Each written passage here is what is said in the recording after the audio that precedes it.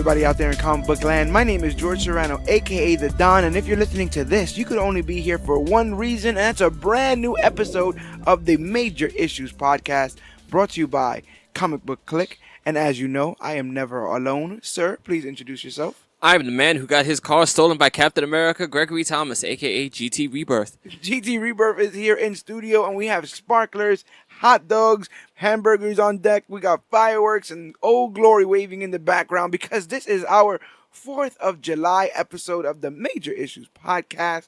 And we thought we'd be a little bit patriotic here and do some talk about probably the most patriotic superhero. I mean, he wears it right on his chest. His heart's on his sleeve. The man of the USA, old stars and bars himself, Steve Rogers, Captain America. The Star-Spangled Man with a plan.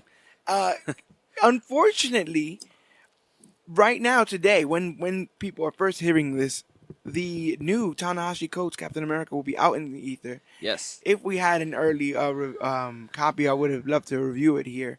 But I guess some speculation. Are you excited about with this new run of that Cap's having? Do you think that this could be something that, I mean, Ta-Nehisi Coates did some landmark stuff for Black Panther. He is kind of sort of in that wheelhouse, though. Yes. Great writer, award-winning writer. Mm-hmm. But now tackling Captain America, a lot of people are hesitant about it. Some people are excited about it. Midtown Comics has 18 exclusive variant covers for it. But lenticular at that. Brand new 2018 Captain America. Are you excited? I am very excited for it. Ta-Nehisi Coates is an interesting writer for it because, as far as I'm aware of Ta-Nehisi Coates, he is a writer of things that are involved in the social ethos of things. Right. And Captain America is very much a social issues character. More than just punching Nazis and, beating up the bad guys. He's very much a down-to-earth social issues kind of guy because he deals with whatever is going on in America today, which is the most interesting thing about him. When you think about his run from the 40s now, right? A character that always has to deal with what are the American social issues today and how do we attack them before we punch them all in the face. So do you think that Ta-Nehisi's going to be able to bring some new the actual social problems that are happening now to the forefront? See how Captain America tackles those?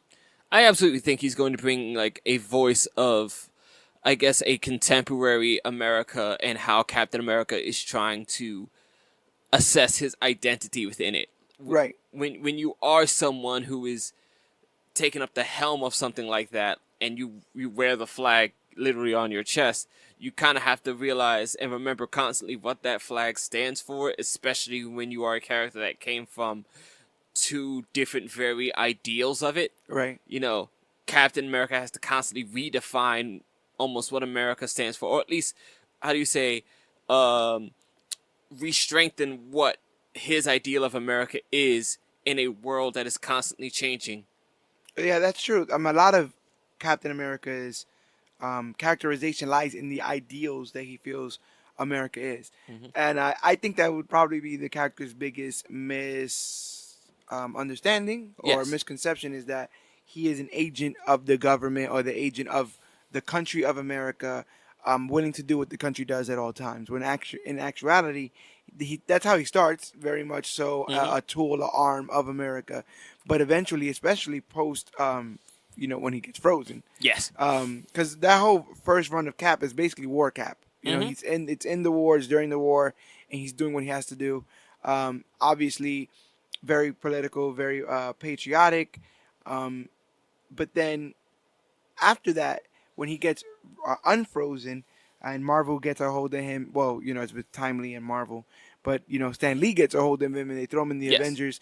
He now has to recontextualize everything that he knew from the greatest generation and put it on a society that's dealing with race relations, that's dealing with women suffrage and all those kind of things like that. And so now in 2008, I know we have our own slew of problems here that I'm pretty sure Coates wants to go ahead and tackle.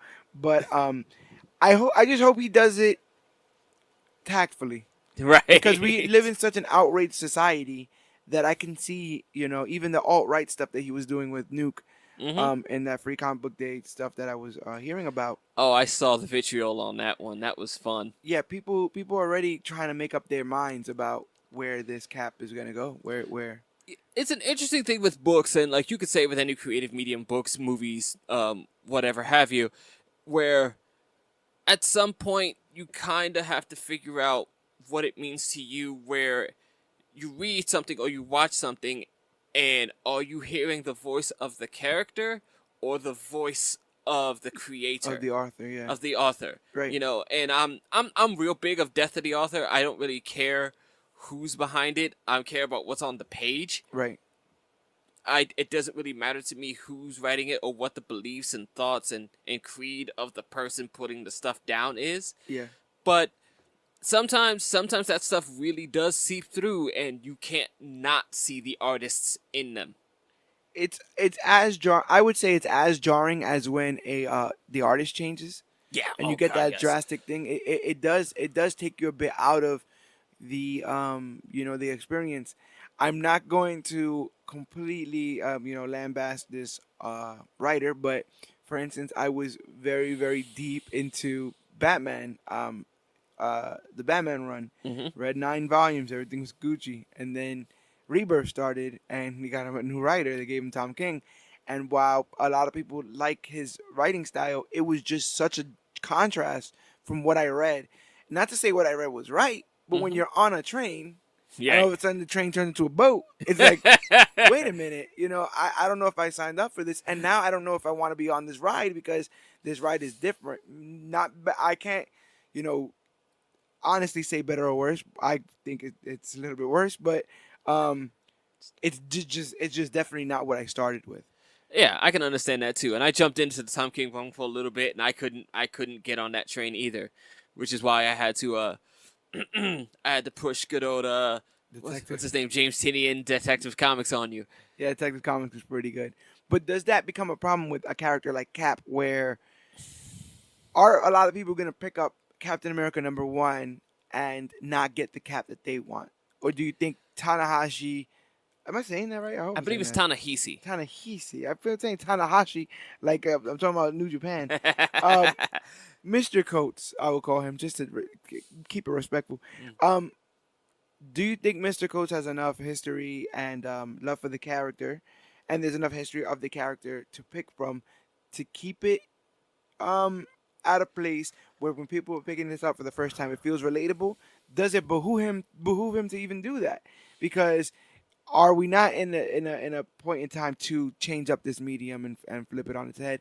And if you do that, is Cap the person to do that with? Because people are very delicate with these people who've been around for 70, 80 plus years. You can't just randomly say, I don't want Batman with a cape or Superman. You see, like they try to redo Superman, and they had to kill that redone Superman to bring back the good old right. Superman from yesteryear. So is there space here for a new Captain America, more modern ideals and stuff like that, or does it make more sense for Tanahashi to, Mr. Coates to play paint by numbers? I would always suggest you don't paint by numbers. I would always rather you go. Granted, I don't want you to go super experimental, but I would always rather you go your way than to go a way that was done for the sake of appeasing, the people who just want their safe space taken care of. Right. I think Captain America has been a difficult character to write because, he sort of does have that appearance of a super Boy Scout thing. Right. And there's sort of a difficulty in figuring out things to write for him in the sense that, is he just this super patriotic character, or is there more to it than just the giant stars and bars on him? Right.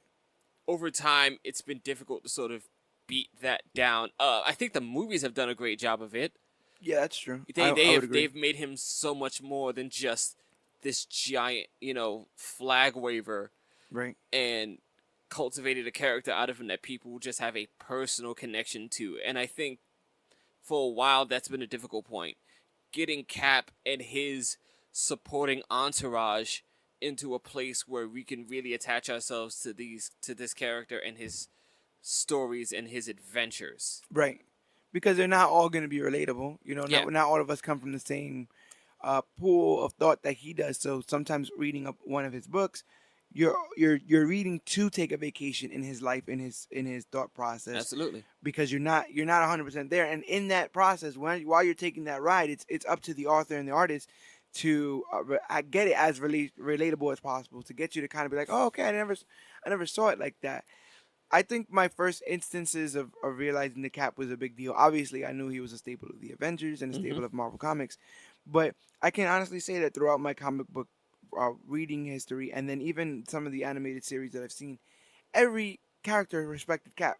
Oh yeah. Up and down, and that's been something that has been around as far back as I can remember, and I'm glad that they kept that up, because it makes you curious as to what kind of a man is he that Wolverine won't disrespect him, and Frank Castle won't hit him. Like, they get into a fight in Civil War, and Frank Castle's like, I'm not gonna hit you. Like, oh yeah, Frank's just taking all those shots, just like, not you, dog. He's like, you're Captain America. I'm not gonna hit you back. And you sit and you think, like, there has to be some poise behind this. There has to be some real values behind this man, where some of the people who have killed people for less would even hesitate because of out of pure respect for this man. Got me curious, and I like that they kept that as a thread throughout, even in the MCU, where Iron Man has all the money and has more intelligence than Steve, but still very much respects Steve, his calls and all that stuff. Yeah. Civil War aside. Yes. For a lot of those guys, they are essentially walking amongst a war hero that they were taught about in school, which is a big thing for a lot of them. It's a huge thing for the Agent Coulson character in the Avengers movie, where he's got the baseball cards and he's very awkwardly explaining how he watched him sleep. That was a little weird. Yeah. It's a big thing for the Frank Castle character in the comics, who was inspired by Captain America to even get into the military. It's mythic. It's literally the returning hero. The same way, heroes will return from Vietnam or World War II. You have this returning hero literally from a 60-year war or something like that. Yeah, from his icy grave. Yeah, exactly. And now he's back, and he doesn't understand why America can't still be proud to be American. He doesn't understand why people are having such a lack of faith for the government. The character himself eventually gets a lack of faith and becomes nomad, drops the Captain America garb, decides he's and also drops a bit of his neckline. Yeah, that was kind of weird. Whole lot of his neckline. But he had like a deep V thing going on. Oh yeah. But I think a lot of the disconnect between the modern reader or the modern comic book fan and Captain America is, again, the idea that he would just be pushing the narrative of the country. Oh yeah. Even when the country's not saying probably what they should be saying or doing what they should be doing. Yeah, he's. I think he's kind of looked at amongst a lot of people as just like the consummate flag waver, no matter what's going on. But the beauty when you do read some of those books is that at some point, Cap starts to struggle with the same thing everyone else does as far as trust within his government and his country, and makes decisions that Captain America starts to be about what America is to him. Or what it should be, what it can be. Right. His ideal of America instead of simply the America that you see in front of you. Right. Which is a beautiful thing. He's still fighting for the ideals of the good he believes in instead of just fighting for the system. Do you think because he believed in the system back Do you think that's an ideal and an illusion that is important to keep? Like, do you think... How do you feel about like the big lie or the big idea that we have to upkeep this the fact that we live in a country where all is possible, and we all have freedoms, and that there's an American dream out there, the picket fence, the house, the dog, the nuclear family, all that kind of stuff. Do you feel like that is past its time, or because we've decided as a society that it's past its time, we're worse off? That's a difficult one. I think that, at least from an advertising standpoint and to uphold tourism, you definitely need to sort of keep that dream alive. Right. And I believe in the idea of keeping the dream alive, but at the same time, you do sort of come here and find out that it's not really as simple as it seems. Right. But there are a lot of hardships in your way. I don't think you should do it blindly. Okay. I think you should realize that there is something out here of note. There is something out here of genuine, you know, a genuinely accomplishable feat, but you shouldn't blindly rush into it and feel like this is going to be the place where I make it. Right, right. So you could be idealistic and you could have goals and things that you're trying to accomplish, but still understand that you still live in the very real world where there are Yes. real consequences and not everything's gonna go your way. Yes. Um, It's just hopefully better than the place you came from. there's a lot of people with that things are not going their way in America, and they're choosing to blame America for it, which would then, subsequently mean they're blaming Captain America for it, right? Yeah. We see it in Luke Cage. You know, we did that Luke Cage review where when the problems were going on in Harlem, they walked up to Luke Cage and were like, "Hey, what are you doing about this?" And you can see that kind of happening with Captain America, where it's like, why should we believe this character when we don't really believe the country anymore, Right. you know? And we live in a world right now with fake news and all this other kind of stuff. You know, all that stuff's going to be brought up. Like this idea of manipulating the media, this idea of dividing the country through their race or religion, the immigration crisis,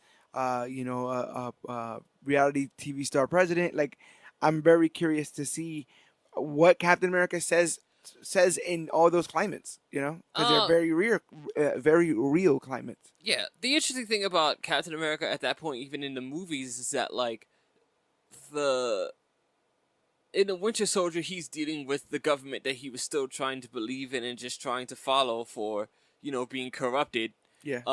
Lesser so from the inside and still from the outside force known as Hydra, but still, it makes sense for him. And dealing with the fact that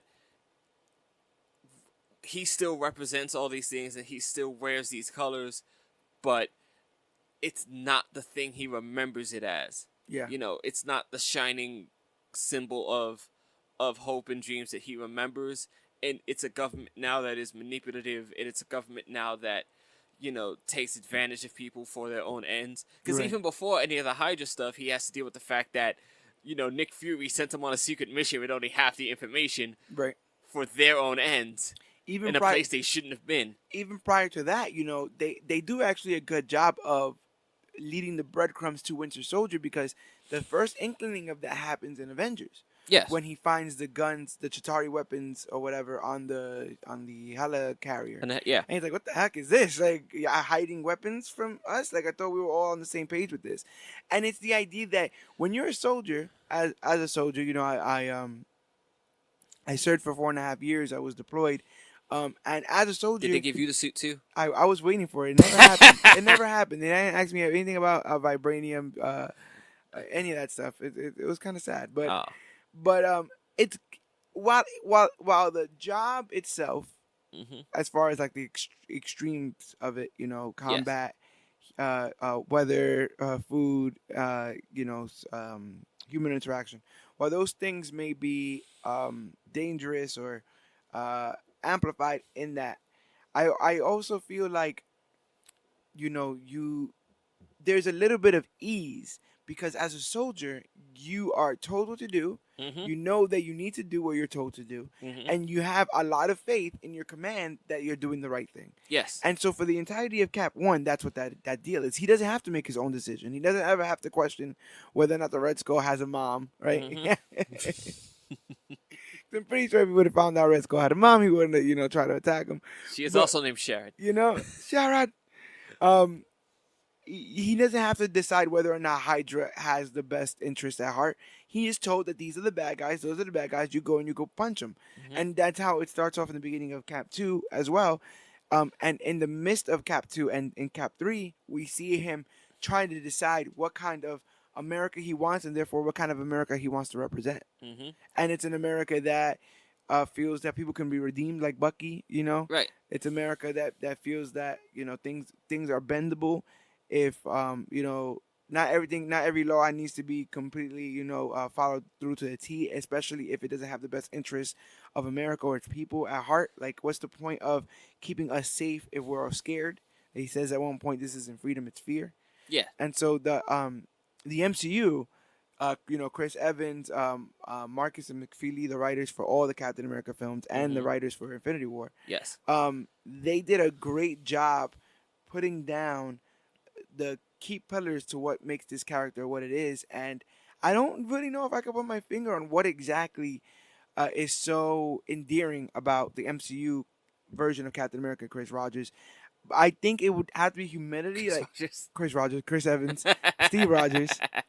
I am a mouthful of worms today, but I don't know what's so endearing about him. I would have to say it's probably the fact that because he has so much respect and because he has so much, poise and superpowers from the super soldier serum, he's still very humble and very human. I think the character for the longest time actually they followed that one line from the first movie really well to the T, and it comes off really well in Chris Evans when he's acting, which is like, it is more important for him to be a good man than a perfect soldier. Right. And throughout the rest of the series, he chooses to be a good man than a soldier. And realizing that there is no boot camp or instruction manual on how to be a good man. No, not at Where all. if you want to be a perfect soldier, there is things, there's marksmanship and working you just out. Told the line. Yeah, you just do exactly as you're told. But to be a good man is way more malleable than that. It's way more, pardon my lack of a better word, but sticky. It's a sticky situation because. And sometimes the definitions of being a good man means doing some unsavory or quote bad things. Right, exactly. The definition of him being a good man at the end of Civil War is breaking his friends out of a federal prison. Yeah, yeah. And choosing to fight a friend to save a friend. Making those hard decisions. And Captain America has also been somebody who has been respected to that level where his decisions mostly stick. People, when there is a big problem, a big question at hand, they lean to Captain America. What do you think, Cap? He's the leader. Kind of as a symbolism for America in itself, right? Where we become this superpower that's looked at in times of crisis. Okay, what does America think? What should we do? What's going to go on in the world? So the beauty of the whole thing with the, which is why they constantly use World War II and the Greatest Generation in other forms of media, is that it's easy. There's no real argument as to America's place in it. You can make arguments about the actions they took before that, but at the end of the day, they're fighting the Nazis. Okay, we know who the bad guys are, we know who the good guys are, this is real clean. Yeah. You know what I mean? You can't do that for a lot of any other of these moments in history, where a lot of this is real unclean and a lot of people do some bad on both sides, and it's all really ugly. It's the Nazis, it's straightforward, the Nazis are the bad guys, and we need to get rid of those. Right. If you implant Captain America, let's say during like the riots, right? Like the riots for the LA riots. like Rodney King riots. Who does he see as the enemy? You understand? And then if probably law enforcement. Yeah, exactly. So then that's sticky, right? Because if you're a cop and you're reading Captain America, and in the issue he goes, "Well, you guys need to stand down." Like these Americans. I see this Tanahashi. I see this Mr. Coates. I see Mr. Coates walking a razor's edge with this, because there's no way you don't pick a side if you do believe that America is being fought from the inside. If you do believe that there are people stirring the pot, if you believe that there are antagonists in this country that is trying, because we're living in a very divisive time. Yes. That's something point blank period. And comic books have always spoken to the social issues going on in the world. Oh, yeah. Or they should, at least. I believe that they should. I believe that you got to wield the tools of art for good. Yeah. And so if Cap and Mr. Coates are here on the precipice in 2018 with these very real, very, very close problems, problems that affect people emotionally. We can't have conversations about a lot of the things that are going on in America without people getting up in arms, because these are very hot topics. Well, like I said again, immigration and gangs and stabbings and all this kind of stuff. Like I said, the president and stuff, and they play a little bit into. We were talking about Superman. We had a conversation about Superman, the character. Yes, we did. And I remember saying, like, you have to watch how you slant that character, because the rest of the universe leans on that character. So Superman is supposed to be the straight and narrow. If you make him lean, then everyone else leans. And if you consider that Batman is the most leaning person, he's basically on the floor. Yeah. If you lean Superman, which is kind of an issue when you start playing with that universe as DC does. And I feel like it's the same thing with Cap. And you can have a progressive Cap, but you can't have like a too edgy Cap. You can't have a Cap that's too jaded. As you say, he has to be idealistic, no matter how corny it is or how quote unquote unrealistic it is. It's more important for the character to maintain its level of idealism and positivity than it is for him to be current. So I'm going to go to a dangerous place here with everyone who doesn't like these sorts of things. The beauty of Secret Empire. You mean the book where Captain America is revealed to have been a Hydra agent secretly for 100 years? I want to say close to 100 years, secret Hydra agent. Okay, continue. Just wanted to preface the audience in case they didn't know. Absolutely, yes. The beauty of the Secret Empire event is simply what you just noted, is that when the Steve Rogers character becomes corrupted and his history becomes corrupted, everyone around him follows him, blindly and loyally, because it is Steve Rogers. So when Steve Rogers leans, everyone else leans with him. Right. He did there was a lot of weird alliances that ended up coming up, and it's because, like you said, it is Steve Rogers at the end of the day. The entire country leans with him and gives him complete power and authority as, director of S.H.I.E.L.D. in time of crisis, because it is Steve Rogers. Exactly. He is the best of us. Yeah. Yeah. He believes in what the potential of America, what it could be. And that also probably is a very layered metaphor for America, the country as it is, because we as a nation are going to, for the most part, agree with what we do as a country, the goals we have as a country. And when Cap does turn, when he becomes Hydra Cap, the narrative is also kind of like, well, he's Hydra Cap, but he still believes in everything that he believes. Like, he still believes doing the Hydra thing the right way, and he still believes in due process, and he still believes in procedures and laws, and it's that dark mirror up to America to say, like, when America gets corrupted or whatever, that America would look back at us and say, well, we've always been this way. It's still the rules, still the laws. It's just leaning in a different direction. Even when Captain America seems to when Hydra Cap, rather, I'll just say, perpetrates the most vicious act that he perpetrates during the Secret Empire storyline, Steve doesn't actually ever do it himself. Yeah. When it comes down to the point where they have all the helicarriers go ahead and just nuke Vegas, Cap doesn't press the button. Cap doesn't even really give the order. They push him to do it, and he just says, you guys vote on it. Whatever you choose, go ahead and do it. I'm going to be over here. Right. And I want no part of it. And he was the face of that organization and was able to drum up a lot of, vitriol for his cause, to the point that post Hydra Cap, people are still want Hydra Cap, right? There's still people in America that are like, I remember how things were when they were Hydra. There were the people who were very pro, the Hydra world that took over and are now still very much on that team, which make, I guess, the fun of making that out for future storylines is that Hydra now is more dangerous than it's ever been, because they weren't fighting for something. They weren't fighting for a dream now. Right. Everything before was Hydra fighting for a dream. Now it's fighting to get something back that they had. Yeah, and they were going to have an entire country, all the armory that comes with it, all the superheroes that are in America, and you already know that it's crazy disproportionate to the rest of the world. What is Hydra's? Has Hydra's goals? Yeah, goals been transparent, because we follow the line from Nazi to Hydra, right? Because that line was synonymous at one point, and then they differ. And that they want you to believe very much that Hydra is predates Nazism. Right. but also has those sort of leanings and stuff. It had a tie into Nazism and then went on. Are we supposed to believe that this is a race thing? That Hydra's still maintaining a sort of race? Like No. when Hydra Cap comes to power, what is the promise? And like, are they trying to subjugate people to?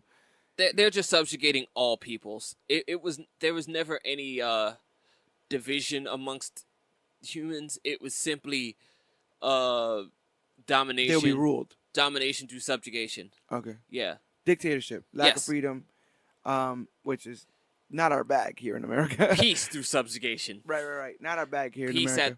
Peace at the barrel of a gun. But if we're gonna talk Cap, we gotta talk Hydra. Hydra, the shadow organization that has been Cap's, the thorn in Cap's side since basically his creation.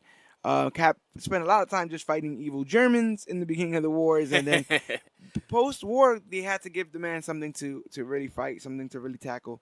So out comes Johann Schmidt, a German who ends up becoming the Red Skull. I'm a big fan of your films. Yes, the Red Skull, garish in nature, just a man with a red skull face. Leading Hydra, like I said again, a shadow organization. Hydra, the mythological Greek creature. I'm honestly not all that sure about it. I was really big into mythology as a kid, which is funny. This is kind of how I got into the comics. Right. I dug the idea like, oh, and he could do this, and they could do this, and they're related. Right. And the Hydra was a mythical creature that, if you severed a head, more heads would grow. That's the only part I am familiar with. Yeah. It was also in Hercules, the animated movie, where he's cutting off heads all willy nilly, and then there's just hundreds of heads now sprouting. And that's the fear that Hydra instills, is the idea that if you destroy any member, any branch of Hydra, that they would continue and they would go on and still seep through the cracks of America and take it as a stronghold, making it and Hydra's all about infiltration, literally. Like the entire organization has been about infiltration, and those slick sons of guns in the MCU showed us that by giving us a world that had already been pre-infiltrated by Hydra. Come Winter Soldier, come Captain America, Winter Soldier. It's and this entire time I'm talking about from Iron Man 1 theoretically. Yes, Hydra's been running all this. Yeah, from the jump, they've been inside the they got their figures in all the pies here in the MCU. What's his name? War Machine is essentially potentially working for people that are Hydra. Right. You know what I mean? And he has orders that he doesn't question because he's a soldier. Absolutely. He may have been doing Hydra missions and doesn't even know it. You know what's funny? They also always kind of do that. Like Rhodes always gives Cap respect. Yes. Which makes a lot of sense, in that instance. But yeah, Hydra is there. We see Hydra in its most threatening form in Winter Soldier. Hydra is throughout all the.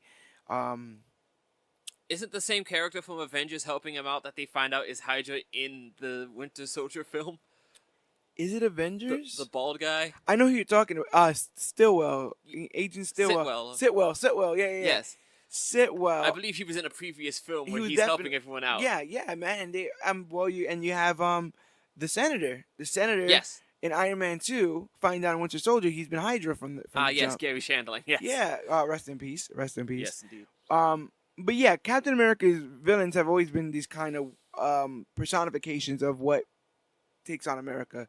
Tyranny with Red Skull. You have Hate Monger, who's out there just hates. He looks like a KKK member. A bit of imperialism. Right.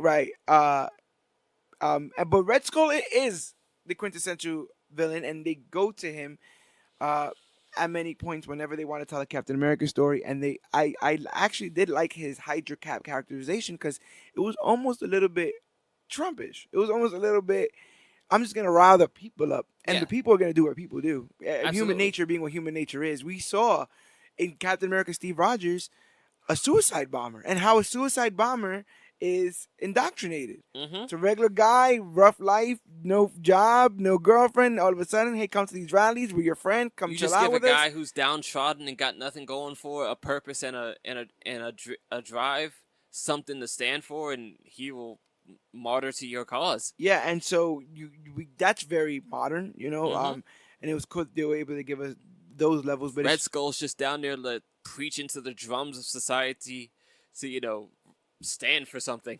Meanwhile, out in the streets of the actual real world, activists of all shades, colors were doing all kinds of craziness for the good or the bad, and people didn't know what side to choose. People didn't know who's in the right, and so this was very Hydra Cap was needed because it kind of shows what happens when that character goes to its natural progression of getting everything they want exactly how they want it, right? Then if Cap gets the America exactly how he wants it, it almost then negates the freedom that he fights for. So ultimately, he needs to fight to have America be as screwed up as it wants to be, right? Like that's kind of the narrative. It has to have the freedom to be as screwed up as it wants to be. Exactly.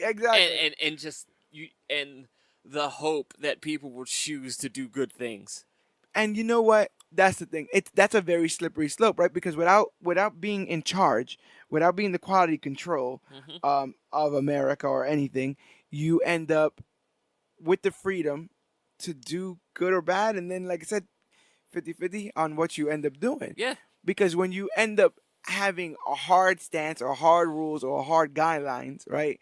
Like, I don't know, Kevin Feige did, you get the beautifulness that is the MCU. But when you're given the freedom to take liberties with whatever you want, I see where this is going. you get the main event of this podcast here. You get the 1990 film Captain America.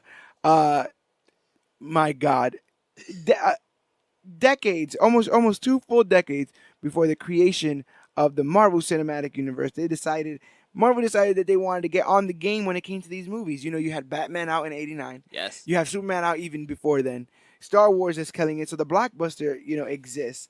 And they wanted to do Captain America. They did. Dolph Lundgren was thinking about was considered. I believe for Captain America for Cap, but you're right. He was busy because he was doing the Punisher. Yes. Another. Have you seen that? I have not. I have not seen that too. I definitely have to give that a shot. But that comes in the same era of David Hasselhoff playing Nick Fury. They have a Nick Fury David Hasselhoff. I did catch that one. David Hasselhoff It film. is ridiculous. But this is from a time where superhero movies were proven to work if given the time, budget.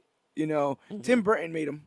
If Tim Burton's out there making superhero movies and he likes them dark. I guess you figure if Tim Burton can make it work, anyone can. Exactly. but in 1990, when I was just a little baby, you have a film directed by Albert Pion and written by Stephen Tolkien and Lawrence Block, that's supposedly based off of the Captain America we all know and love. Yes. Right. So we, without even watching it, we have to get the Super Soldier Serum. We know Red Skull's in it. He's going to do some Red Scully-ness. We have the shield. That's got to be a thing. The outfit and the name has to be a thing. And he just has to kind of win at the end. That's all we really needed. Especially in the 1990s comic book movie where a lot of these comic book movies were scared to be comic book movies. They didn't want to say like, well, you didn't know that? You had to read issue, blah, blah, blah. They didn't want to, that was too cool for school. No. Movies had to be standalone and tell its own story. This thing didn't even try to introduce anyone else or even link to, like, there might be an Avengers or there's other superheroes in this universe. Not even a little bit. Stuff. None of that stuff. Nope, we got to buy the numbers. Captain America movie where the numbers are in Italian for some strange reason. So we're painting them in all the wrong colors.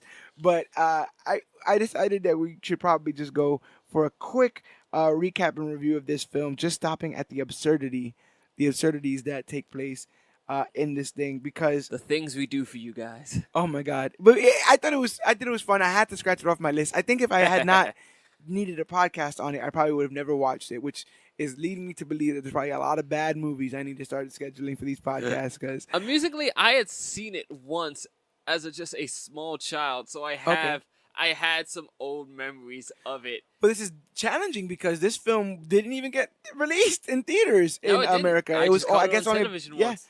Tape and VHS and syndication in America, but the gall to release it worldwide. This film had a $10 million budget, Where did they send that money? Where did that money go? 10 million? Did Stan Lee get $9 million in that deal?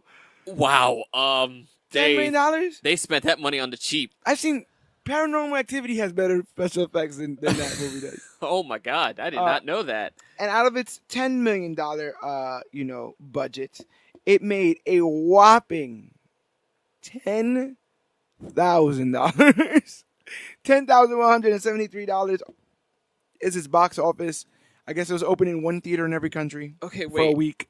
Before we start this, I need a question answered. What was the budget for Deadpool? Oh, right. I listen. I just know it definitely made more money. $10,000. It only made $10,000. That sounds like. I'm trying to wonder if they had a similar amount of money. if I would have found out that the budget was $10,000, I would have believed it. Right. Going forward in this film. Absolutely. Because even from the beginning, this film starts off haywire. We start off in Italy. My subtitles weren't working. Were your subtitles working? Only in Spanish. Only in Spanish.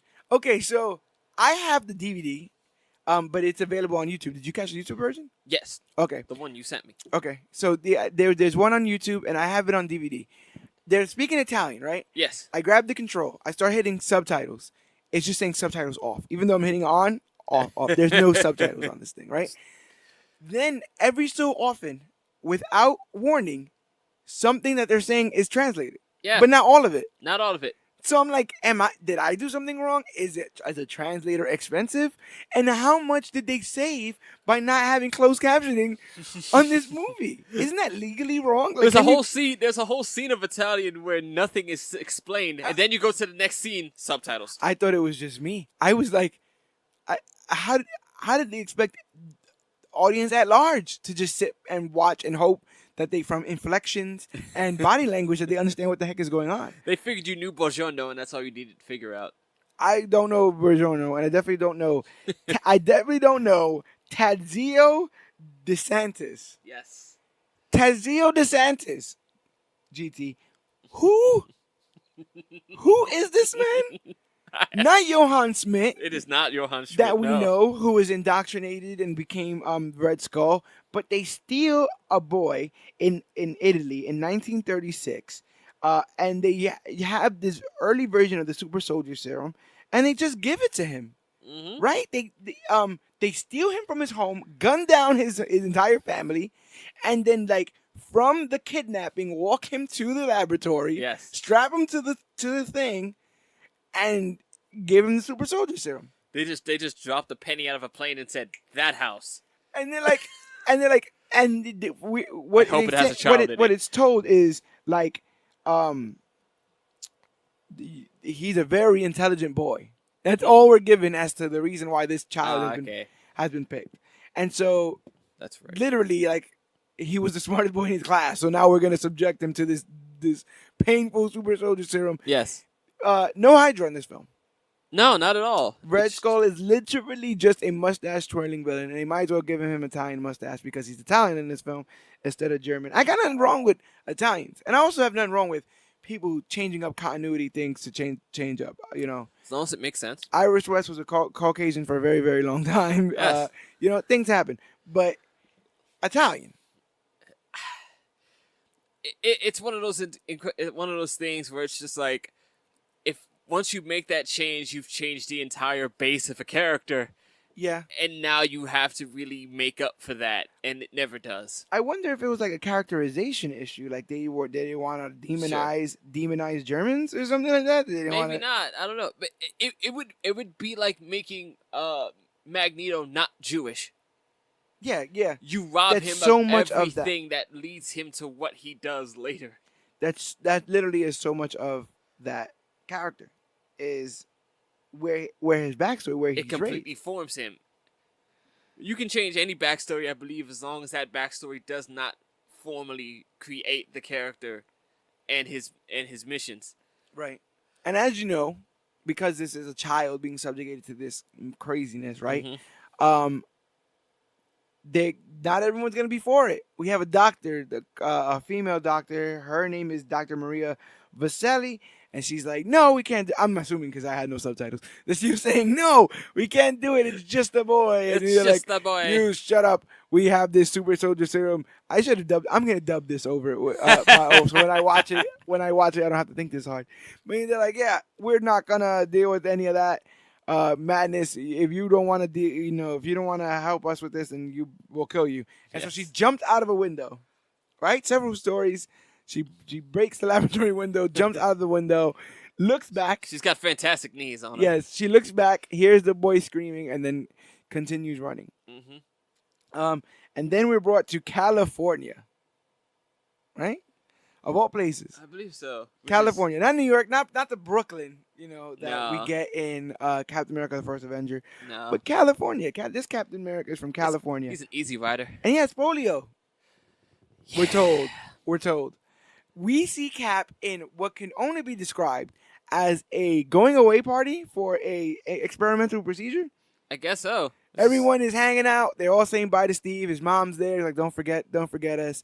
And then you have I just got polio, Mom. When am I gonna? Yeah, he's like, and then this might not work. I might come back bald and with more polio. Right. So you might want to keep things exactly how they are. I don't know how any of this is gonna work. Yeah, he just signed up for it. I didn't realize how much information we were given in the first Avenger in comparison to this. We know nothing. Absolutely nothing. Project Rebirth. I'm going tomorrow. They come to pick me up, and that's it. Yep. And then you get one day with the gorgeous Bernie. I don't remember her name. Bernie Stewart. Okay. Bernice. Bernie Stewart played by Kim Gillingham. Steve Rogers played by Matt Salinger.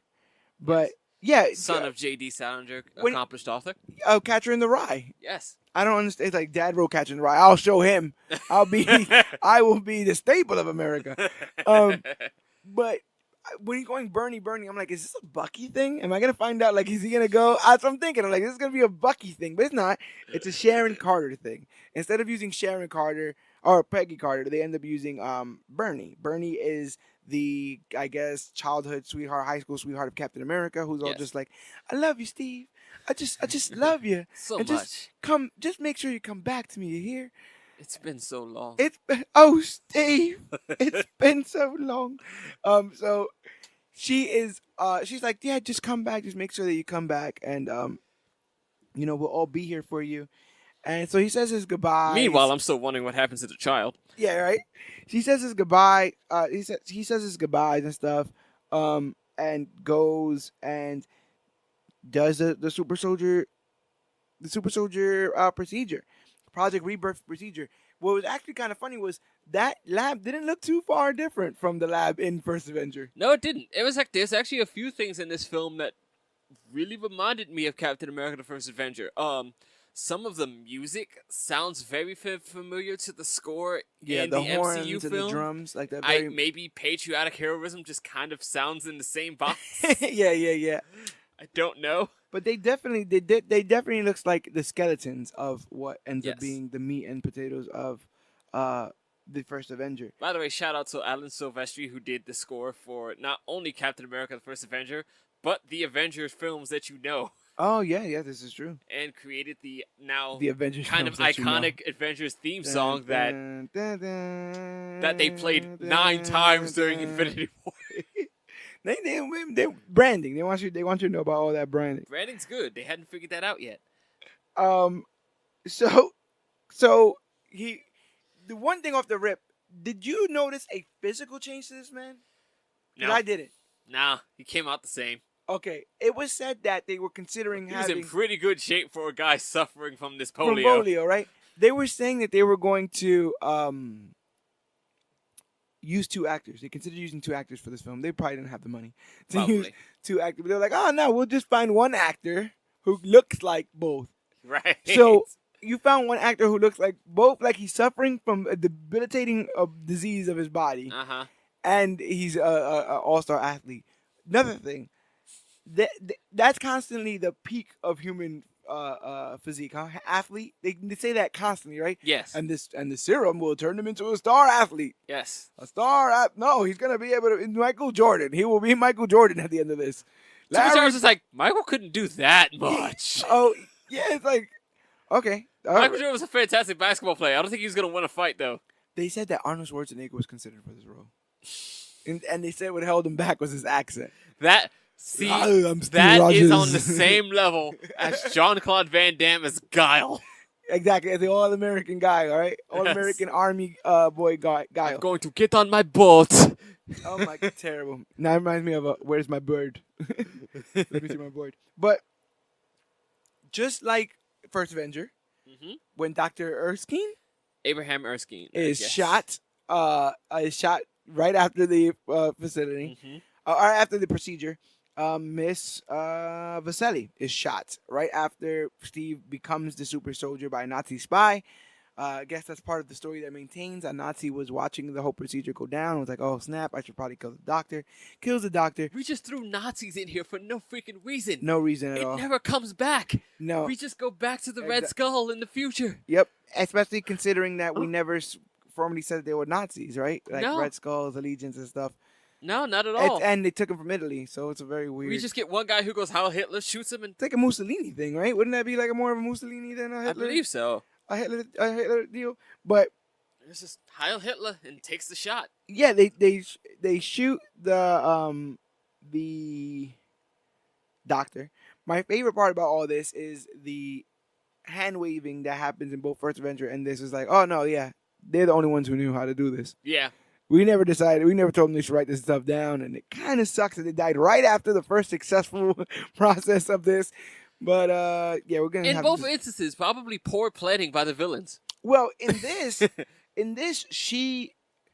both, right? The serum is first made for Red Skull. Yes. And then this is like the more perfected. This was the refined and cleaned up version. Yeah, he was like doing meth, basically. Red Skull. Huh? I said Red Skull is basically just like injecting meth into his, like a meth up. That sounds like I have super meth. Super meth up version of the super soldier serum. Red Skull. Then it just like cuts, right, and then it's like one of many cuts in here. Yes. As a matter of fact, this reminds me of the Jessica Jones episode "Death by 1,000 Cuts" because that's basically what this movie is. Because it cuts and then all of a sudden, there's like Captain America's just being told in a helicopter, like, "Oh yeah, so Red Skull's got a missile, and it's aimed at Washington D.C. So we're gonna just drop you off with a couple of guys, so you can, cause you're a soldier now. You've never shot, and you've never had a day of basic training. At least MCU Steve Rogers went through basic training, right? You know, nothing. We're just gonna airdrop you, and then cut to Steve Rogers in costume." And exposition galore. Good thing they made me this fireproof costume that's extra durable. Well, she's really got it on the nose, huh?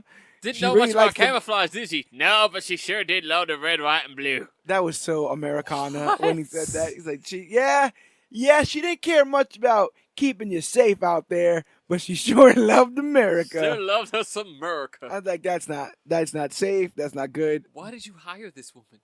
Are you gonna be good with just that shield? I hope. I wish I had more time to practice. I'm like, what Captain America is this? He's not even inept with the shield, but he takes down an entire stronghold by himself, throwing his shield in, like I said, 1,000 cuts. Where it shows him the shield in his hand, then the shield is suspended in the air, then the shield is hitting something, then that thing is exploding. I'm convinced that they filmed throwing the shield once and then just used the same scene over and over, kind of like the Superman flight scene. Oh yes, exactly the same cut with just blue screen behind it, over and over. But yeah, Cap's able to get all the way into the facility. He finds that this missile that's supposedly aimed at the White House, and but the Red Skull tries to like strap him to the. They get in like this weird fight where everyone just kind of watches them fight around the missile. Like all the scientists just like, it's like let him have his fun, I guess. And another illusion I don't want to skip right over is, again, I think somebody watched this film and just started to take a few things from it that they liked. You get the scene of Captain America launching his shield and Red Skull just catches it. Yeah. Fast forward a few years later, Bucky, same exact scene. Yeah. Launches the shield, turns around, catches it with the same exact hand. Well, I guess now that we say this guy has become the Red Skull, we should probably take some time to talk about the appearance of the Red Skull in this film. For some reason, and I realized what got me the most, like what I'm rubbing up against with the design. Sure. The nose. It's the nose. It's the damn nose. The Red Skull doesn't have a nose. He's never had a nose because he's a skull, and skulls don't have noses. He's Voldemort. That's all cartilage and skin, and doesn't exist on a skull. Never has, never will. But this skull has a pronounced nose the entire time. Yes. And he just has cracks in his face. Nothing going on with his face is ever alluded to or explained. It's just, it's a scarred face, and it's all beat tomato red. I guess you're to assume that this was a side effect of the super soldier serum, but this was also a serum taking place a long time ago. Yeah, because in 1930 as a child, when I was like, did he grow up with that face? Yeah, in the 1930s, 1936, when that happens with Red Skull, it's several years later until Steve Rogers gets the serum. Right, he gets it in 43, and then so. In those, what is that? 6 years? Red Skull grows into a full-grown man. Yeah, that was the other weird part. Like, they took this as a boy, and like he's already, I guess the super soldier serum just like aged him really quickly. It's ridiculous. But those two are locked in battle. These two guys have been battling in comics for decades. Are locked in battle, and he traps him onto a rocket. Straps old Stars and Bars onto a rocket, and Steve says something along the lines of, "You're coming with me, you sick bastard." And I'm like, what movie am I watching here? Straps Red Skull also to the said rocket, a la Bucky Barnes, and they go off towards Washington, D.C. I believe he cuts his hand off. He does. Yes. Red Skull, to escape, cuts his hand off. And perfectly placed near the White House is a man who will go on to become the president of the United States. Mm-hmm. And he decides to sneak out and catch a glimpse, I guess, of just the night sky by Washington, D.C. and sees this rocket. The rocket almost hits him, almost kills this poor child. This poor child, who, by the way, is really excited to be in Washington, D.C., and apparently just loves freaking politics. Loves freedom. Loves America. Can't sleep. And takes a picture, a very shadowy picture of Captain America. And the rocket crashes. Red Skull is able to escape with one hand. And we get the frozen Steve Rogers story. Yes. He is literally brought in as a block of ice. Like literally an ice cube. That is like, the most faithful to the book that this movie is going to get. Yes. Steve Rogers and a block of ice. And then did you see it just shatter? Like he just, he hulks through. The ice just, the shards just fall, they break apart. He came out of it like Rita Repulsa came out of that time. And just, and then they have this weird, like, times are a-changing moment with Cap where he's just walking through California, sunny California, the beaches. Yes. All these kind of places. And there's a whole reel of newspapers. Yeah, he's like throughout the decades. He's going through things. He's like, you know what? I know how I could find my center. I just got to find Bernie. That's all I got to do. I don't know why my Cap just got so country. But he's like, I need to just go find Bernie. So he goes to go find his high school sweetheart and instead sees her daughter. Not a very tactful Cap. No, because he's still dressed completely as Captain America except for the helmet. Helmet has rubber ears on it instead of his regular ears. I don't know why his regular ears are not in there. They said that the holes for the ears chafed his regular ears, so he'd rather just have rubber ears. Oh, so I'm wondering that's if right. his I remember that. I wonder if his ears slid into the rubber ears. I wonder how that fits. But he sees Bernie's daughter, Sharon. Not to be confused with Sharon Carter, Sharon Stewart. Sharon Stewart. Alliteration. And literally, in that moment, imposes Bernie's face on her. Did you see that? Did you catch that? He's like, oh, that girl's hot. And then he's like, oh, she reminds me of Bernie. Yes. And then tries full to creep status. Tries to talk to her, and she starts to hit him. And then we get Peggy. We get old Bernie comes out, aged considerably. It's been quite some time. Yes. And it's been so long. Yeah, because they've unfrozen Cap in the 90s, so it's been 50 years. Mm-hmm. And it's been so long, Steve. And she apologizes for getting married. Did you catch that? Yes. She apologized. She's like, I'm sorry, I lived waited my like life. 12 years. That was it. Yes. She said I couldn't wait any longer, Steve. I waited till I was 38, bro. I wanted to have damn. children. Like, what the hell, lady? I was like, wow, you were really on the clock there, huh? 38 was it. She said at 38. Meanwhile, MCU TV Peggy Carter had already attempted like 2 more relationships. You right understand? after. I'm pretty sure she was flirting with old Stark there. Yeah. But yeah, it's incredible because there is an incredible remorse from Bernie about this whole deal. She's like, I do not, I'm so sorry. Like, I didn't want to be with anyone else, and like, boyfriend's there. Husband's there. He's taking it real well. Husband of it got to be at least 40 years is there, and she says like, he's a good guy, And I'm like, what are you doing? He's in the next room. What are you doing? It's been so long. I'm like, what are you doing? But then he decides to just chill out. He chills out with the daughter, Sharon, and watches some. He does like the apocalypse, the apocalypse from X-Men Apocalypse, like learning. I'm just gonna watch clips and learn about everything I need to watch. And the face he makes when he sees the "I have a dream" speech, I'm like, what's Cap's like? Wait, last I checked, not in my day. That was so awkward. Yeah, he's like, not in my. What is this? But then we have to do the thing where Captain America is innately good, so racism is not a thing. He was perplexed. He wasn't outraged. He was just like, that's different than I remember. Like, didn't see that one coming. Oh my gosh, so funny. But he gets all learned up, and it turns out that someone has kidnapped the president. Did you like easily? In my lifetime, the president has never been kidnapped. In the 90s, the president got kidnapped a lot. A lot of plot was made. A lot of baskets were weaved because the president had been kidnapped. The training wasn't up there with those Secret Service boys back then. Dang, I'm telling you, when they say that pre 9/11 security was kind of lax, it was incredibly lax. You could just walk up to the White House and steal the president. Just knock on the door. That's all. The president will open it himself. We do get to see Italian Red Skull in now a more human visage. Somewhat, yes. It would appear that the Red Skull has now turned into Jigsaw from the Punisher comics. Yes. He's got this really awkwardly scarred-looking face.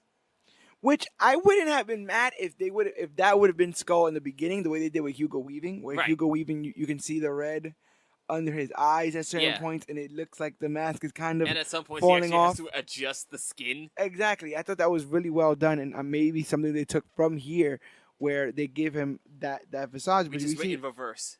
We're also introduced to his daughter, Valerie. Yes. Is it Valerie? It's like something like that. I think.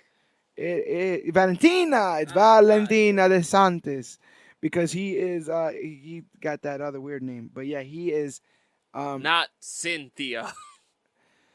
Yeah, yes, because Cynthia spelled Red Skull does have a daughter named Sin. It's short for Cynthia, but literally spelled Sin. Thea.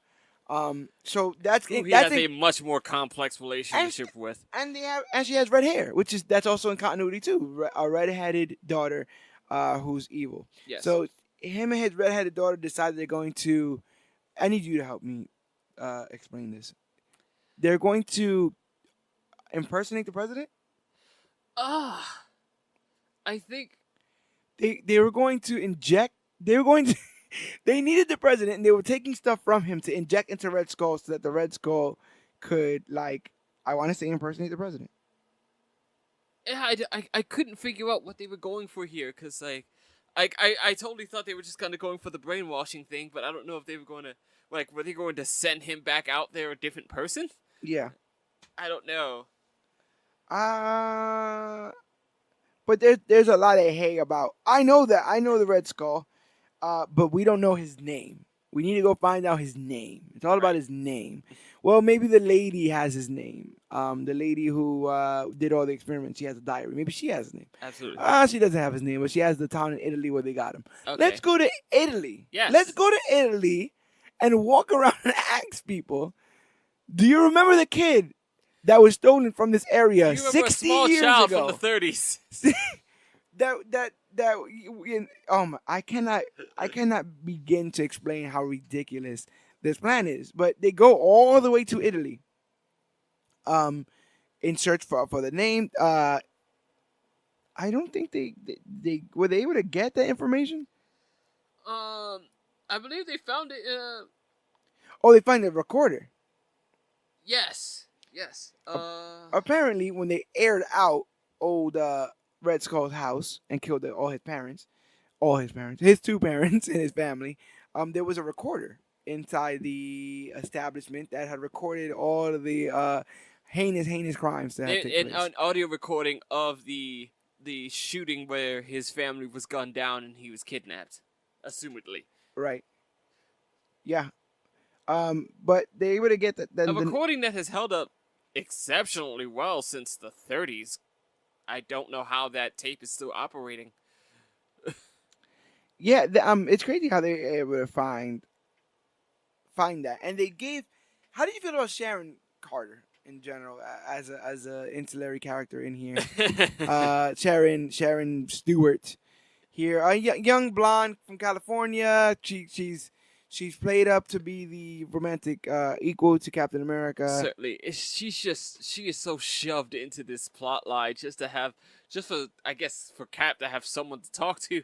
And so cookie cutter, right? So cookie cutter. They 90s female protagonist. If I remember, they get to Italy, and then he steals her car. Yes, Captain America's been stealing cars all willy-nilly. He steals a car earlier when somebody finds him first out of the ice. Love that. They find him out of the ice.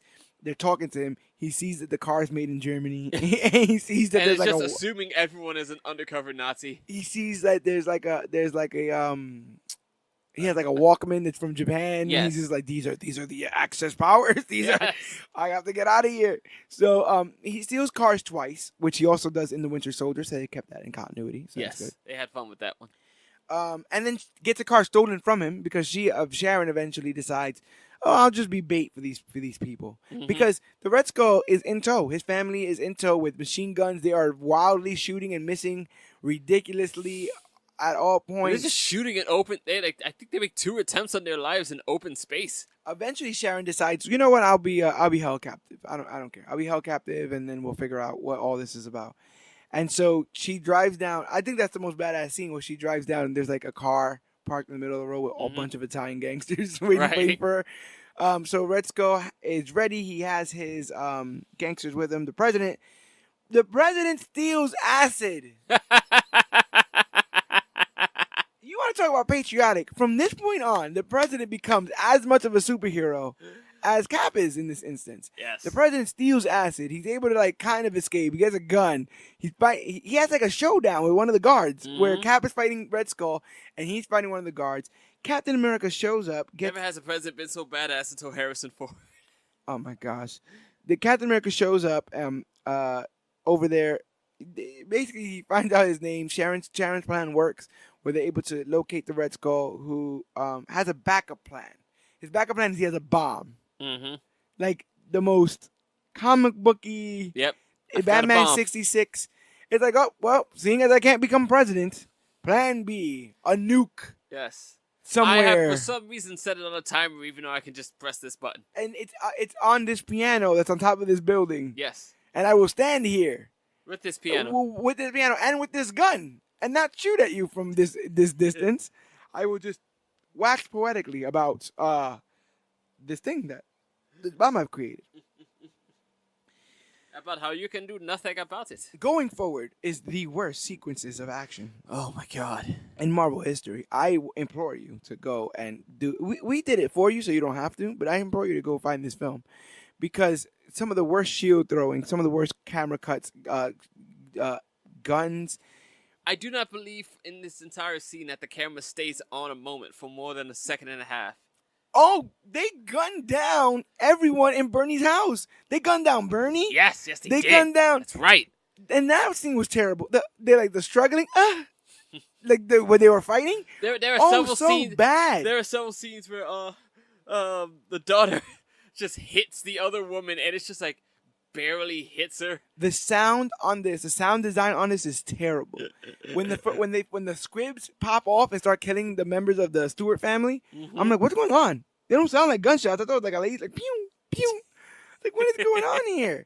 So, we forgot that Bernie is here because she has a reason. Bernie has not Bernie, Sharon. Bernie's Sharon dead. is out for vengeance. Yes, her whole entire family was killed because of the Red Skull and all this madness. So she takes on a girl. She takes on Sin. Cap takes on Red Skull, and the president takes on a guard because for reasons. And push comes to shove. And we're on, we're on the precipice. It's the ninth inning, and the nuke will be armed. It's already armed, I'm told. We just need to press the button. It's armed. It's just time's running out. Yeah, we have these convenient little flaps that come out of the detonator to let us know that the time is progressing and that it's going to explode. That no one can see except the Red Skull, but the camera wants you to know it's there. And it is armed. So in that moment, we have right there at the very last minute. I don't know how he was able to think about it, but Cap goes, maybe I should throw this shield, this thing I've been doing this entire movie. Maybe I should try it now. Well, no. Well, oh, wait, the president. First off, the president hands him like probably the best assist of his life. I believe he gets the shield to him somehow. But then Captain America comes up with the most convoluted plan ever because the big old burlap sack he's traveling with falls over and releases the tape recording that they took from the house. This is true and dark. The rest of this is very dark. I was watching going, is he doing what I think he's doing? So while Captain America is sort of perched behind a wall where he's trying to peek out, and every time he does, Skull fires at him, he decides to get a hold of the tape and plays the audio recording of the night that the Skull's family was gunned down. From the 1930s. And suddenly Skull just gets real distracted. Not only gets real distracted, but you see that weird family moment because then his daughter goes onto the precipice with her, walking slowly up the steps. Looks at him, smiles. He looks back, looks kind of forlorn, and they're kind of like, "Oh wow, that was our family." And I'm like, "This is working. This is working." He just gets completely triggered. And throws the shield. Cap takes that moment to get the shield and just launches it right at the Red Skull, who is notorious for the most ridiculous camera shot of him going, "Oh crap!" The Red Skull, who is notorious for his lack of center of gravity, because this shield tosses this man several feet off the edge of this cliff, and then he falls. They want you to make sure you see the entire fall. Yes, it's very badly shot. It's very poorly done. But the Red Skull is seemingly dead. He fell off a cliff, right?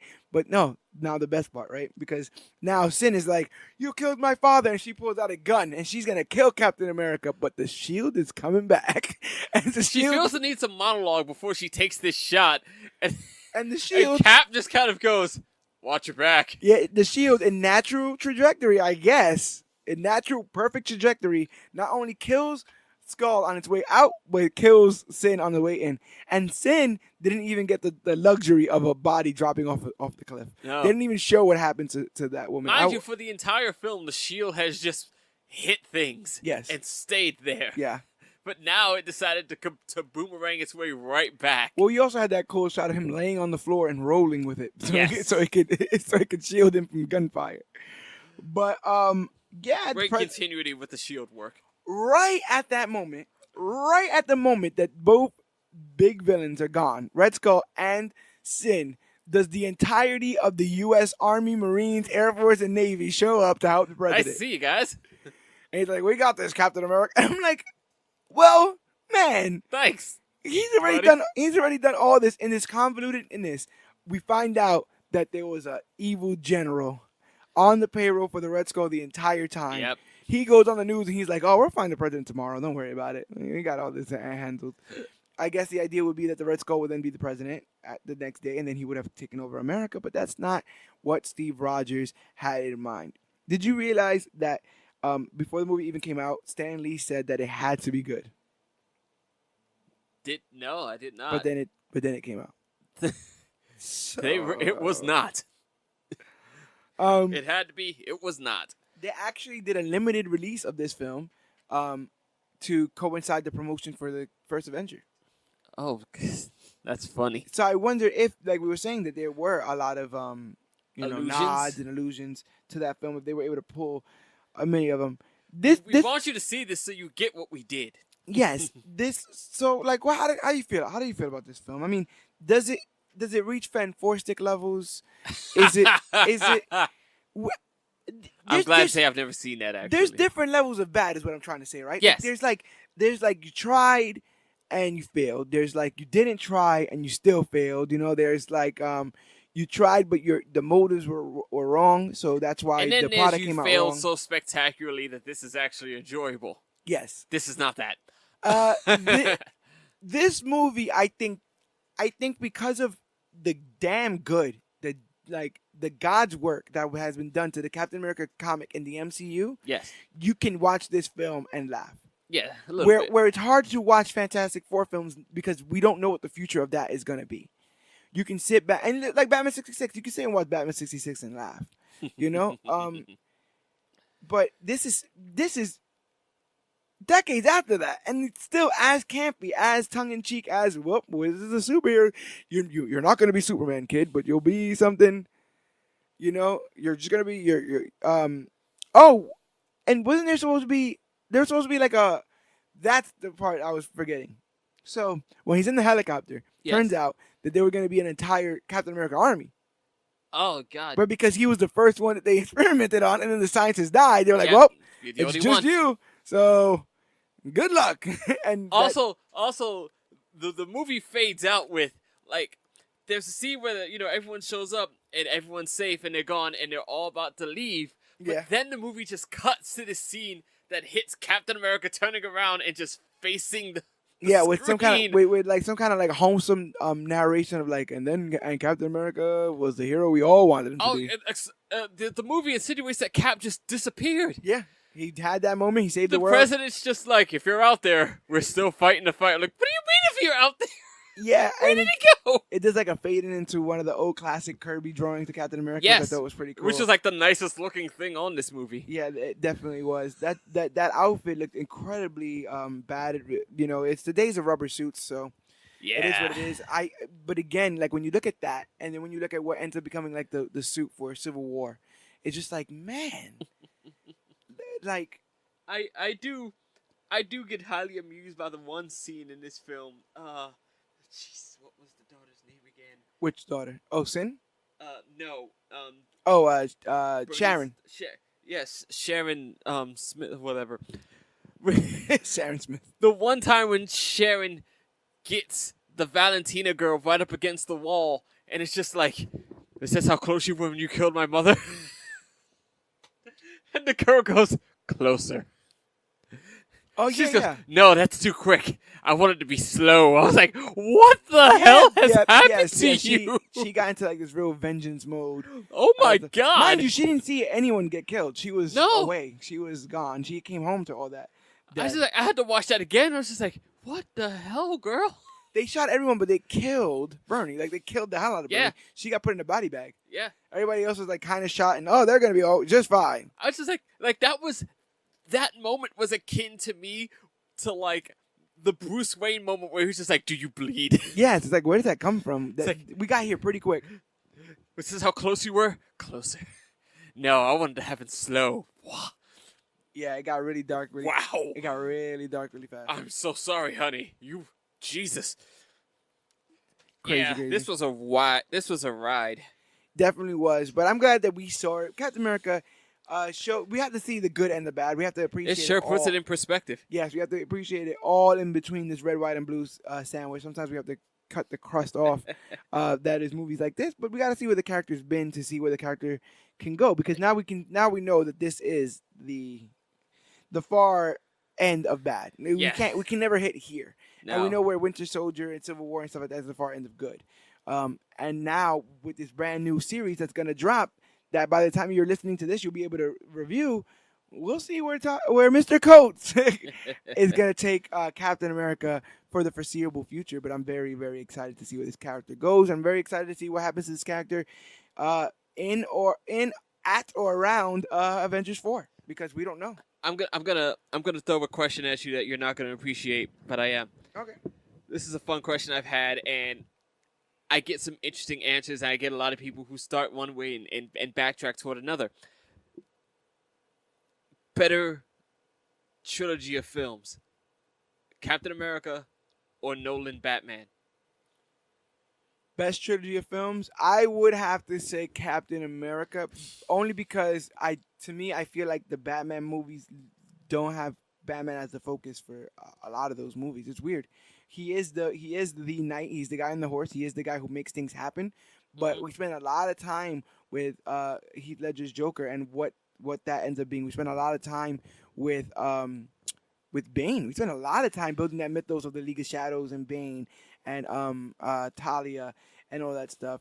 All right. Whereas with Cap, it's constantly, well, how is this changing him? Like we deal a lot with Alfred. I feel like there's a lot more ancillary characters in Batman. There was a lot of things happen. Batman reacts to it. Right. Where this is like we're following Cap throughout. We may take moments and hints to go follow other people, but this is Cap's story, and it never once pretends to be anything else but Cap's story. And never in the trilogy is there this kind of weird infatuation with the villain ever in the trilogy. Well, I'll get to that. My argument is always that the Captain America films are better in the sense that, as a film series, I feel like the Captain America films only got better. Yeah. Whereas with the Batman Begins, very good. The Dark Knight, fantastic. Like there's no more ways to keep praising that film. Dark Knight Rises kind of peters off that rise. You know, it's not a bad film, but it's not as good as The Dark Knight, and it doesn't live up to that standard. I also have a huge problem in these superhero films with phoned-in romance because in a lot of these comics, you can read several comics without there ever being a love arc. Right. Because you're reading them as a superhero, not as the person. Right. And so in Cap, they kept that love stuff to a minimum. In the first Avenger, you had it definitely with Peggy. Yes. Second one, it's played around with Sharon, but it's not ever like, I'm going to save her. She's the one I need to save. Right. I'm trying to save the day. I need to save her. I love her. She is my everything. Right. It's never that. And so you never get the Rachel stuff. Right. That you do in Rachel. Thing. Right. And then you get to Rises, and you're doing Talia. And you're in love with Talia. And it's a lie. She lied to you. And it's all stuff. Like, Cap wouldn't ever be tricked to that point, to that foreseeable thing. So that's me obviously being favorites, but I dig the Cap trilogy. Absolutely. More. I find a lot of people sort of like their first reaction is always to think Batman because there's a legacy to that series of movies. Yeah. But then when you think about it objectively, the Cap series is better and continues to kind of raise the bar on its films. You know. I like the music more from Dark Knight. I like, well, that's because Hans Zimmer is just a legend. Yeah, he's amazing. Incredible. And Nolan's Nolan's big IMAX scenes and stuff like that, beautiful, gorgeous. It's just different. You could like different flavors of ice cream. As long as you can agree that you like ice cream. That's all we need here at Major Issues. But I was gonna ask you what your favorite MCU Captain America moment was. As far as a moment, I think my favorite moment might be, it seems kind of a bland moment, but for me it was the music and like just the heroic action of it. I really love the scene where he's escaping the SHIELD base. Okay. Like when they hit that theme song, which is the song I think about when I think about Captain America. Right. I think it's called "Taking a Stand." If anyone wants to look it up on YouTube. Yeah, it's basically his theme song. Yeah, it's essentially is his theme song, and like that moment for me is just a whole lot of fun. Other than that, I think it might be, from a purely cinematic standpoint, maybe the Bucky fight at the end of Winter Soldier. Yeah, that was pretty. Exactly where how you said it was cinematic. He refuses to keep fighting with him, and it's just like, if this is how it's gonna be, I don't need to be back here. Yeah, definitely. I like the you want to kill Nazis? No, I just don't like bullies. I like that. I'm a big fan, obviously, of the grenade moment. You know, when he jumps on the grenade. Absolutely. I really like the small moment that really made me smile. That to me encapsulated the entirety of what Captain America is in this time.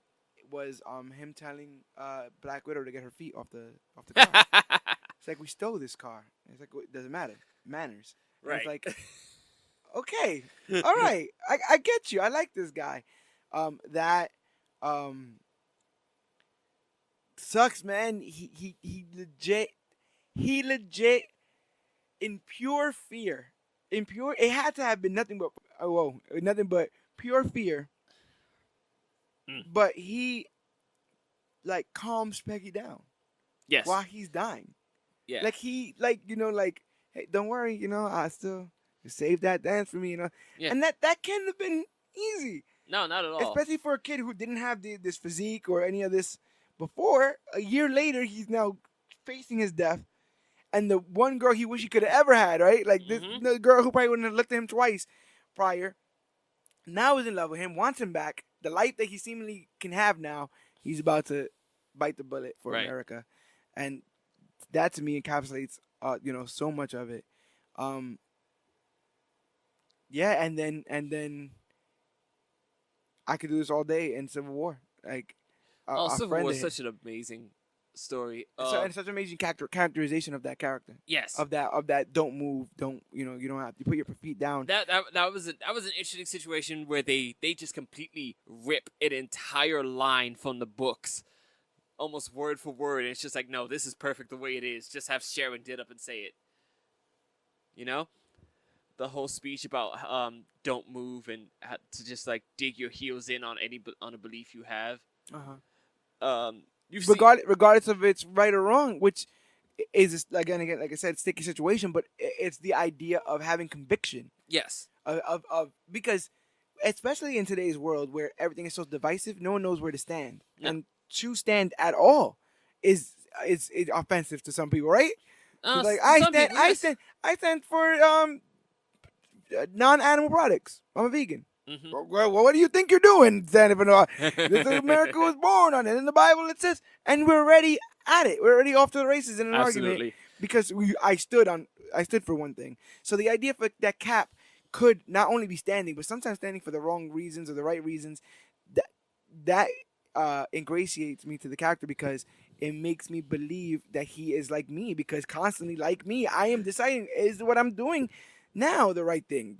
The thing that I plan to do tomorrow, is it the right thing? I hope that this plan of action that I'm going on leads me to where I want to be. And in that same sense, I just want to live in a better world. So the fact that he's so selfless and that's what he's caring about. This is a guy that, again, they don't give many background characters to. So he doesn't have the neighbor and the Jimmy Olsen and the the boss. And so he's not.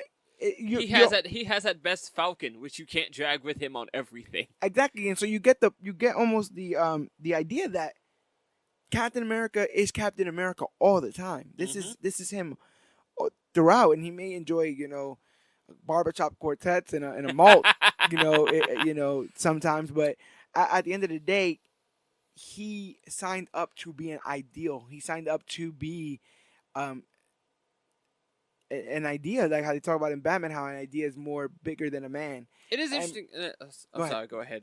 Oh no, I was just saying that because he does that, he realizes that he has thinner ice to walk than most heroes, because what he stands for means more. Whereas Spider-Man doesn't stand for spiders, like he doesn't stand for the entirety history of spiders. If he ever does something evil, then people are not gonna be like, Spider-Man's just trying to make it. Exactly. Whereas Captain America, if he does something, it's like, oh, screw America. He is the representation of America, so he has to tread softly. Tread lightly. Cap's a dangerous thing because he has to be bigger than all of that. And he was a werewolf. Oh God. Cap's interesting in that sense with as you compared it actually to Spider-Man, where it's like Spider-Man has such a cast of supporting characters that he constantly gets to play off of, that for some reason a character like Cap doesn't have. Like, even though he has associated characters like Sharon Carter, they keep messing with that relationship. He's got Falcon, but like they don't keep Falcon in every Captain America story that he's in. Right. And then Falcon straight up becomes Captain America, so they right. they can't even be on the same page with that because Steve Rogers doing his thing here, and you got Falcon doing his Cap stuff. And there's Bucky, but Bucky's always off doing spy stuff. There's not a lot of ancillary characters that Cap always gets to play off of, or that are constantly with him. And I guess the most harrowing thing about it is there really isn't any character that knows what he's been through. No. You have Bucky, who's probably the closest to that. But like you said again, Bucky's always on his own missions. Cap is a man out of time constantly. That is his current status always. Yeah. He will always be a guy just a little bit from too far away, just a little bit too new to all this that's going on. But the idea that if I believe in the basics of human decency, I should be able to exist in any decade. Because those are timeless. If those exist, if they are timeless, if they withstand the test of time. And right now, I think now, in 2018, we'll be seeing a Captain America rubbing against a time that doesn't see the things that he values as valuable. And that could be very interesting as to what he chooses to do moving forward, because obviously the easy thing to do would be the Nomad thing, right? Screw this red, white, and blue. Yeah. I'm just gonna be, Captain. Just be the Cap that you saw in Captain Infinity Freedom, War, and then I just Secret Avenger stuff. Exactly, but we have to get him back in the red, white, and blue. He's already in the red, white, and blue in this new Captain America #1 out. So I think the important thing at that sense is, I think the important thing in this sense, even though it is a socially divided country on some degree, is that the country needs a hero. Definitely. And it's hard to kind of figure out what that hero represents. I have seen people who online who are just like, it'd be the great thing to do with the Captain America book. Just have Captain America, siding with Trump and going off to fight off the bad guys in other countries. And I'm just like, that's some people's America. That's some people's America. So that's what's so weird about this. Okay. Yeah. And there's Cap's just gonna go and beat on the Russians. And there's a subset. There's a subset that would have been perfectly fine with Cap absolutely getting sent back in time, and then he just fights the Nazis just again. Stay in the 40s. He just fights the Nazis again. But we have to be able to modernize this country, its values, what is valuable in this country. We have to be able to bring the greatest parts of every decade into the next. We have to be able to maintain our legacy, our history. Mm-hmm. Yes, there's been a lot of bloodshed, and yes, there's been a lot of wrongdoing, but we have to believe that through all that, we could end up reaching a point of actual idealistic peace and idealistic freedom. And I guess what's weird about America is that there's always going to be a disenfranchised class. Yeah. How does Captain America in 2018 handle that? Whether it be refugees, whether it be blacks, Latinos, whether it be the homosexual community, people who feel marginalized. How does Cap reach out to those people? And does Mr. Coates explain to us that all those people are welcome in Captain America's America? That's going to be interesting to see how he attacks it, and not just how Coates attempts to attack what the social climate is in his Captain America book, but then what does his villain represent necessarily in that same stance? Yeah. Not only what is Cap representing, but what is Cap fighting? Exactly. And why is he fighting it? Yes. What does he see so opposed to that he feels that it needs to be stomped out? It can't just you can't just write another character that wants to take over, the world, or take down whatever government or some sort. Before I forget, another humongous Cap moment: the elevator scene in Winter Soldier. Before this begins, does anybody want to get off? Amazing. I thought that added just enough layer to the badass nature of Captain America. My favorite badass Captain America moment though is when he's on the motorcycle, jumps on top of the helicopter or the Quinjet, throws the shield, knocks off two fins, jumps back off. Same scene I'm talking about. Amazing. Same amazing. Scene I'm talking when about. he's breaking out of there. Yeah. He was breaking out of the facility. Have you? And have it's you just like, wow. Have you played any bit of like the last Marvel vs. Capcom game that came out? No, with the Infinity Stones? Yes. No, I have not. They use the scene, not necessarily the scene, but like his big, cinematic kind of combo move. Yeah. The very end of the combo move is the exact flip and shield landing from the Winter Soldier movie. That's awesome. I recognized it the moment I saw it. Yeah, where he lands with the shield and hits right in front of the camera. They stripped it away. Steve Rogers is an immigrant who's in America and just believes America to be maybe not the best in the world, but it can be the best to him. There's no reason why you can't believe that your home is not the best to you. And so without layers of racism, without layers of imperialism, without layers of capitalism, Captain America is unironically just a patriot. Just somebody who's happy to be here and wants to do his part to make it better. That's the biggest part. He wants to do his part. He's not afraid of hard work. He's not afraid to do what needs to get done and make hard decisions. Are we, as Americans, are we ready to do what it takes, make the hard decisions, get the elbow grease in there to make our home better? I mean, that's all going to be seen in the test of time. Have you seen the book's attempt to combat the sort of 40s racism thing with Cap? Kind of. I actually think I might have one here, but there was one that was talking about like, oh, well, he's always been friends with Falcon, so like, what do you? well, yeah, but not even the Falcon stuff though. Yeah. But like the idea that he came from a timeline that would have indoctrinated him and anyone around him as like thinking cisgendered white male to think of others in a lesser form. Yeah. So like, there's always that permeating idea that Captain America comes from the 40s. He's probably a little racist. Right. It was an interesting attempt, and probably one that a lot of people don't view the same, which was that because Captain America is like Irish, right? Yeah. Because he's an Irish immigrant, he saw the way his parents were treated as Irish immigrants. Yeah. So as he grew up and saw the way that the white people then treated black people, he saw no difference between the two of them. Exactly. Which I just thought was a really interesting way to attack that point of view. I was just like, yeah, okay, because like I said, I could see that. The guy walks around with the American flag basically on his shoulders, and he has a whole shield of the American flag. Yeah. And so there are a lot of people who, off the strength of just seeing the image of Captain America, don't want to read him, don't want to talk about him, don't want nothing to do with him.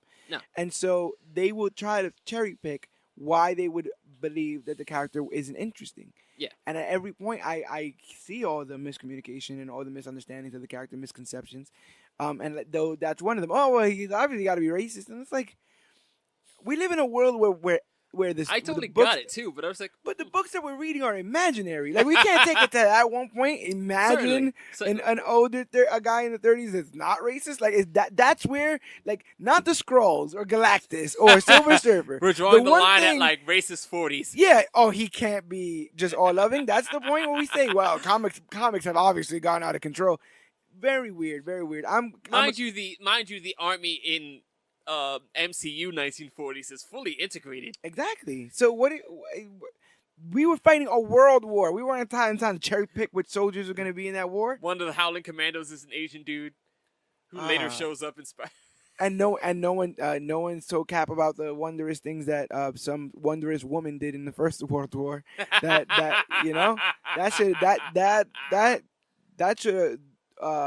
rumor should have spread real quick, or the two brothers that were fighting every war that seemingly couldn't be shot and couldn't be killed, and those immortals. But whatever, I'm just glad all our superheroes were having a fight and for the good fight. But now that we got this bad pit of Marvel out of our mouths, next week we tackle Ant-Man and the Wasp. Are you excited for that? I cannot say that I am. I don't expect it to be. I expect it to be just like Ant-Man, where it was inoffensive. I dug it. If I forgot about it, like, it really didn't matter to me. But I like Paul Rudd. I've always dug Paul Rudd's jam. Sure. Michelle Pfeiffer. I mean, she got some DC credit in there. She does. Yes. I'm half interested just to see what they do with Janet Van Dyne. Oh, she getting hit. Huh? She's gonna get hit. That's Are you telling me they're not? Are you telling me they're not gonna do it? They're not gonna do. God, I really hope not. Not gonna do Hank Pym hits Janet Van Dyne. I really hope not. Actually, I know it's a big thing in the comics, but it's one of those things he tried to speak of with hushed tones. It's like, yeah, I went subatomic because you hit me. You didn't tell him that you hit me, right? Crazy. But yeah, Janet's not gonna. Hope's not gonna take too kindly to that. Michael Douglas, we got, like I said, Paul Rudd. We Wasp in her full glory, and we get to kind of maybe see what the hell happens at the end of Infinity War. I'm just curious to see how it ties in or doesn't tie into Infinity War. They've done their execution has been so flawless that I have to believe that it's gonna tie in some way. I have an I believe immense it amount does. of confidence for them. I believe it does. Like there was a few people who who are expecting like Janet to just sort of fade out at the end of the film, not Yes. or Hope or Yeah. whatever. I can see both parents just disappearing. Yeah. yeah, like just one of the characters is just gonna start. And they were saying that something about like In the one of the quantum post-credit realm. scenes, The maybe. quantum realm doesn't hold time or space, so that they can go there and do things or something. I think MacGuffin. yeah, right. I think one of the theories is that the quantum realm will be their quote unquote time travel MacGuffin. If anyone is query to the Avengers 4 rumors, I wonder if uh they're gonna go into hyper time. I wonder. oh, good old hyper time. Just make sure. Hey, just make sure that when you go to the subatomic level, you don't break the source wall. Because I find out there's a lot of things that go on. So many things. They're gonna go to the subatomic level. They're gonna beat Thanos with the help of Ant-Man, and then when they turn on the TV, it's gonna be like the mutant outbreak has taken over New York City. Mutants? What the hell? I'm curious to see how they're gonna write that one in. They're like, you got a message from a Dr. Richards. He says he needs to speak to you. Something about shape-shifting aliens. I don't know what the heck is going on here. Can I say I am more excited about Fantastic Four than I am about X-Men? Yes, Yogi, Jonathan Escudero, who's a member of the Clique, a member of Major Issues. Yes. He, told both of us the greatness that is Fantastic Four. Yes, he did. Hopefully we're able to chop it up a little bit about them here. We are very excited for their arrival. I'm not sure if we can fit Hickman into one episode, but Yes. we'll see what happens. Yeah, but the idea is that there's so much good for every character that you believe is maligned, or every character that you think is corny, or you think has been written into some sort of box. While there is definitely enough media to support the crappiness of your opinion, Absolutely, of how you feel towards everybody, I guarantee you that there is media and mediums out there that show them in the light that they deserve to be shown in. While it's easy to crap on Fantastic Four because of what we got, there is things to grab onto and to gravitate towards, and I'm glad that we have members of the Clique that we could all share, these stories and get to the bottom of what makes these characters truly great. And imagine if 1990s Captain America was the only Captain America I've ever seen, it'd be a real big reason to write off the character. But because of so many great stories and so many great now the cinematic performances that the MCU has been able to put forth, we actually have more of a reason to dig that character. And we hope that we are giving you guys more reasons to like all pieces of comic books and comic book media. If you like what you're listening to here, right here, the Major Issues Podcast, we are available wherever podcasts are found. That's Stitcher, Podbean, Podcast Addict, Apple Podcasts, a whole bunch of you could just Google the Major Issues Podcast, and we have the first 18, I want to say, results that pop up. We're available on YouTube. We're on Twitter at Major Issues CBC. That's run by me. So if you guys have any questions, comments, or concerns that would like to be expressed on the show, just go ahead and send me a little message there. But it's the quickest way to get our podcast, and the quickest way for us to improve ourselves as podcasters is if you guys can do us a favor and go to iTunes and rate and review. Let us know what you like or don't like about these shows. This is episode 31. Now making it the probably longest thing I've ever done in my life besides the military. But this is good. We're keeping some books don't make it to 31. You understand? We're keeping this thing rolling. I know what it means to get like into the weeds of an issue of a comic run. It's like, okay, we're getting the groove now. We're starting to figure this thing out. We can't get Cyborg to last this long. Oh, Cyborg 1 million, I'm talking about. But you guys help the Clique grow with rating and reviews. We learn how to grow as podcasters. Other fans can find us and find these beautiful discussions. And maybe you guys can start helping us find what things you guys want to talk about, what movies, comic book issues, all things to come to comic book media that you guys want to sit here and discuss as part of Major Issues. And then Major Issues is brought to us by Comic Book Clique, which you can find anywhere. Facebook.com at Comic Book Clique, Instagram at Comic Book Clique. Use the hashtag Comic Book Clique to talk about the newest, hottest, greatest, and latest things to come to comic books and comic book media. And Comic Book Clique, CLIQE, because we are a group and we are growing exponentially as time rolls on. Downloads are up, likes are up, shares are up, and it's all thanks to you guys. I've been to the future, and we become the greatest thing to talk about comics and comic book media in the future but we got to get there, and it's going to be because of you guys. And eventually we're going to just like completely take down the IGN servers and take over that as well. Yeah, oh my God. All that stuff they were talking about Luke Cage, man, we'll save that for another cast. But one of these days, man, we'll be where we need to be and telling people the truth about the greatest and latest things to come to comic books and comic book media. Go out there, grab your Batman Wedding Edition, grab your Captain America #1. Comics are out there, movies are out there. Grab your medium. Do what you can because it's all good. Even when it's bad, it's good. And if you can find Clique members like us to talk about it, it's all good. It's always good. My name is George Serrano, a.k.a. The Don. My name is Gregory Thomas, a.k.a. GT Rebirth. This has been a Captain America 1990 recap and review and just a very general Captain America discussion because today is the 4th of July and we are proud to be Americans. I can do this all day. At least I know I'm free. At least I know I'm free. But thank you guys so much. Don't forget to be on the next. Be prepared for the next episode. We'll be tackling Ant-Man and the Wasp. And also don't forget that it doesn't matter if you're an Italian Red Skull, a Russian Red Skull, a German Red Skull, if you have polio or you've been injected with the super soldier serum. Or if you're the Red Skull that was Captain America's son in the Ultimate Universe. Good God. Oh, that gets confusing. It doesn't matter if you become randomly an agent of Hydra and get rewritten for 100 years or if you're trying to bang your ex's niece. Remember that we are the Clique and you, yes you, are worthy.